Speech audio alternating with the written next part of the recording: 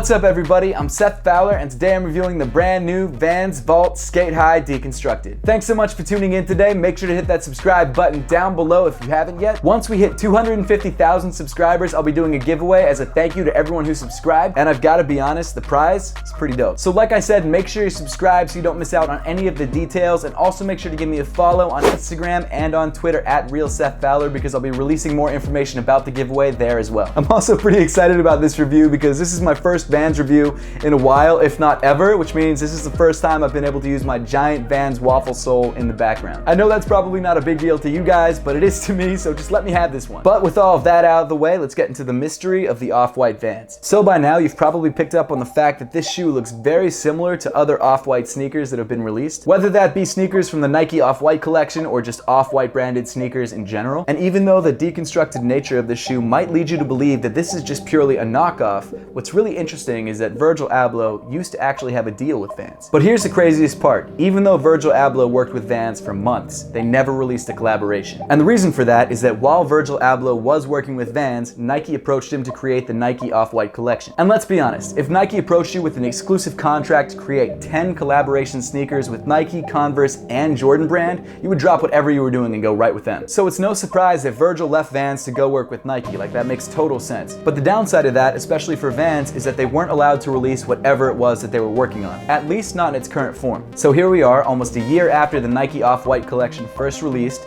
with a pair of Vans that looks eerily similar to what could have been if Virgil had stayed with the company. And when this Vans Vault collection was first announced, everyone started to notice little details on the shoe, like the shoelaces saying "off the wall" in quotation marks, things like the misplaced logos and the removed branding on the medial side. All little things that sort of hinted at the fact that this could be the shoe that he designed. And when people started to ask Vans if this was the shoe that he had designed with the Off-White branding removed, Vans wasn't allowed to comment. Then people started asking Virgil directly, but of course with his Nike contract, he has to say no. So that begs the question, is this Vans Vault Sk8 Hi Deconstructed, or even the entire deconstructed collection as a whole, one of Virgil Abloh's own creations, or is it just kind of a knockoff? I have my own theories, but before we get into those, let's take a look at the shoe.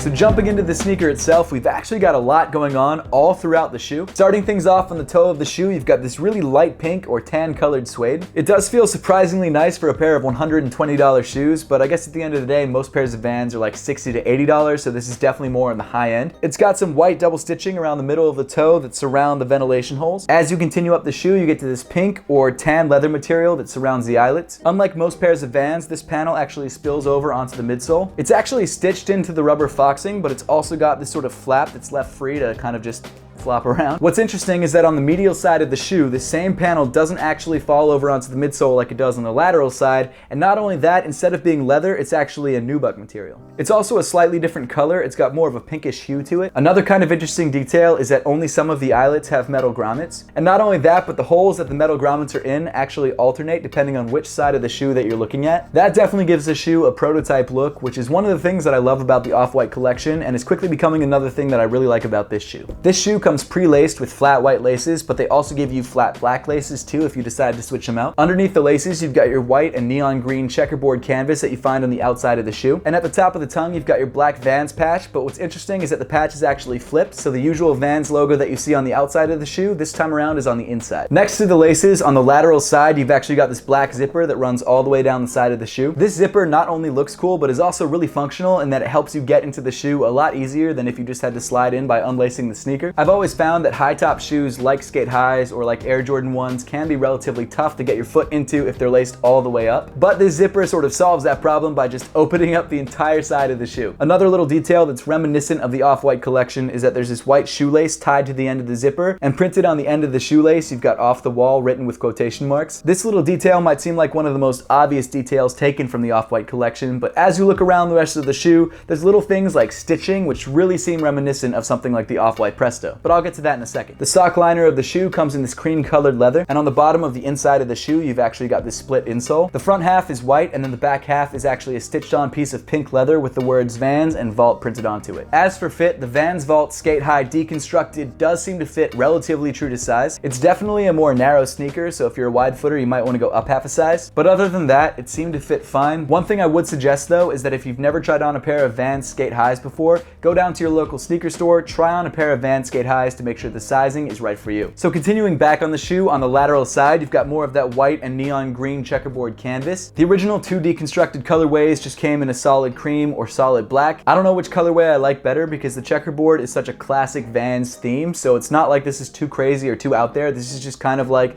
a classic look for this shoe. And honestly, I didn't think I was gonna like the green and the pink on the shoe when I first saw it online, but then I saw the shoe in store and I just had to pick it up because together these look really, really clean. On top of the canvas, you've got this pink leather panel that forms the Vans Wave logo. Now I mentioned earlier that there's a detail on this shoe that really reminds me of the Off White Presto, and that detail is this oversized white triangular stitching around the logo. That same oversized triangular stitching pattern can be found on the Off White Presto, and honestly a lot of the other Off White Nike sneakers like the Off White Vapor Max. I know it's a subtle detail, but it's one I noticed as soon as I picked up the shoe. On the medial side of the shoe, you have another detail that's reminiscent of the Off-White collection, and that of course is the omission of the Vans branding. And in its place, you have the holes where the stitching would be. That's the exact same thing that's done on the Off-White Jordans as well. You have the swoosh on the lateral side, but on the medial side, instead you just have the holes where the swoosh stitching would be. Also, instead of the checkerboard pattern, you actually just have this plain cream canvas. I personally love how different each side of the shoe is. I think that's a really cool touch, whether it was designed by Virgil or not. And then moving around to the back of the shoe, you have this giant oversized piece of suede. This suede is the same suede used on the toe of the sneaker, and what's interesting is that the suede seems to have an unfinished edge and actually falls over onto the midsole. Again, sort of like a flap. Moving down the shoe, you get to your standard white Vans vulcanized midsole. There are a few minor differences between this midsole and most other Vans Sk8 Hi's. Most notably, the Vans logo that's usually on the heel of the shoe is actually moved around to the side of the shoe. They did it in a way that looks like they just cut off the back of another shoe and just kind of stuck it on the side of this shoe. Again, definitely going for that prototype look. And then on the medial side, you have sort of this half checkerboard circle that's stuck onto the toe. And then finally, moving to the bottom of the shoe, you've got your rubber waffle outsole, except this time around, instead of being just one shade of brown, it's actually got a couple different shades that form almost a rainbow effect. Overall, the Vans Vault Sk8-Hi Deconstructed is an awesome shoe. Whether it was designed by Virgil Abloh or Vans is just trying to capitalize on sort of the off-white vibe,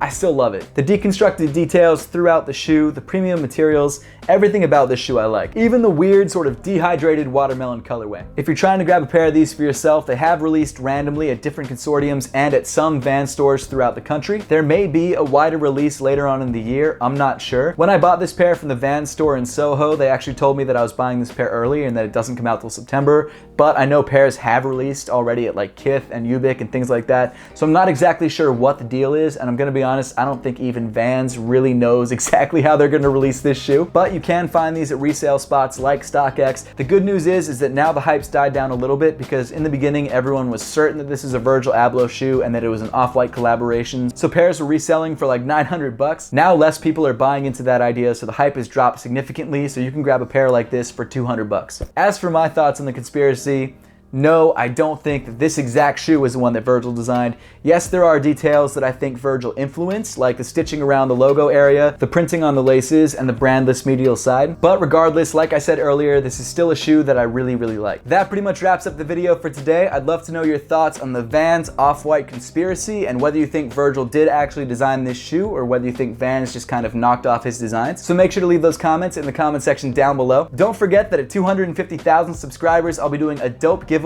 so make sure you're subscribed down below to stay tuned for that. Also make sure to give me a follow on Instagram and on Twitter at @RealSethFowler for more information. But as always, thank you so much for watching. Please make sure to give this video a thumbs up if you liked it, subscribe down below if you haven't yet, and I'll see you all in the next one.